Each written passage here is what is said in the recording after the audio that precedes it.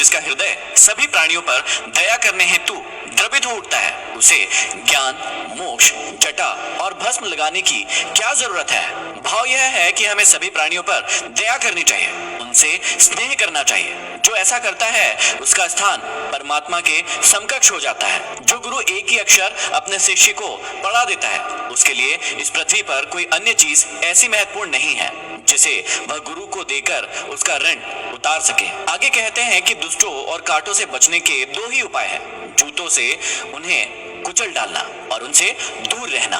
भाव यह है कि दुष्ट और कांटे सदैव कष्ट पहुंचाने वाले होते हैं, इनसे बचकर रहना ही ठीक है। यदि इनका सामना हो जाए तो इन्हें जूतों से कुचल डालना चाहिए। आगे समझाते हैं कि गंदे वस्त्र धारण करने वाले, दांतों पर मैल जमाए रखने वाले, अत्यधिक भोजन करने वाले, कठोर वचन बोलने वाले, सूर्योदय से सूर्यास्त तक सोने वाले, चाहे वह साक्षात विष्णु ही क्यों ना हो, लक्ष्मी भी उन्हें त्याग देती है। ऐसे व्यक्ति जो आलसी, कामचोर, पेटू, क्रोधी और निकम्मे होते हैं, ऐसे लोगों के पास धन संपत्ति कभी भी नहीं आती। यदि आती भी है तो शीघ्र ही नष्ट हो जाती है। परंतु जो व्यक्ति स्वच्छ रहेगा, कर्मठ होगा, वही धन को जुटाने में कामयाब होगा। निर्धन होने पर मनुष्य को उसके मित्र, स्त्री, नौकर और हितैषी जन छोड़कर चले जाते हैं, परंतु पुनः धन आने पर फिर से उसी का आश्रय लेते हैं। इसका भाव यह है कि आदमी के जीवन में धन का बड़ा महत्व है।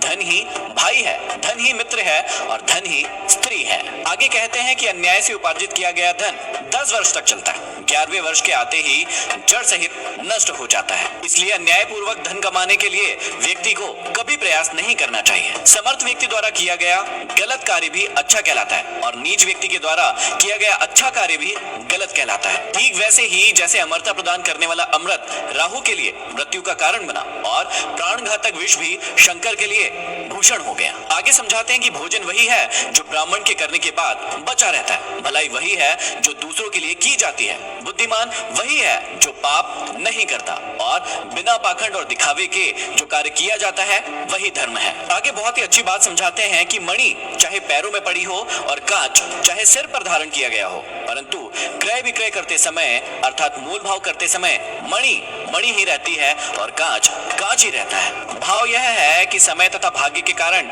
विद्वान व्यक्ति का भले ही सम्मान न हो, पर जब मूल्यांकन का समय आता है तो विद्वान की विद्वानता को कोई चुनौती नहीं दे सकता। योग्य व्यक्ति की अलग ही पहचान होती है और अयोग्य व्यक्ति की जग हंसाई ही होती है। शास्त्रों का कोई अंत नहीं है, विद्याएं बहुत है, जीवन छोटा है, विघ्न और बाधाएं अनेक है। अतः जो सार तत्व है उसे ही ग्रहण करना चाहिए। जैसे हंस जल के बीच से भी दूध को पी लेता है, अर्थात मानव जीवन बहुत छोटा है और इस संसार में ज्ञान अपरिमित है। पूरे जीवन में सारे ज्ञान को पाया नहीं जा सकता है, इसलिए ज्ञान के उस सार तत्व को ग्रहण कर लेना चाहिए जो सत्य है। आगे चाणक्य कहते हैं कि अचानक दूर से आए थके हरे पथिक से बिना पूछे ही जो व्यक्ति स्वयं भोजन कर लेता है वह चांडाल होता है। आगे चाणक्य कहते हैं कि यह निश्चय है कि बंधन बहुत सारे हैं, परंतु प्रेम का बंधन निराला होता है। जैसे लकड़ी को छेदने में सामर्थ्य भौरा कमल की पंखुड़ियों में उलझकर क्रियाहीन हो जाता है, अर्थात प्रेम रस में मस्त हुआ भौरा